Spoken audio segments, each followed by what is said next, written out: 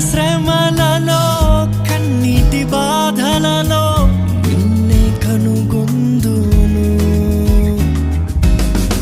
పోరాటముల పరిస్థితులలో నీ వైపే చూసేదన్.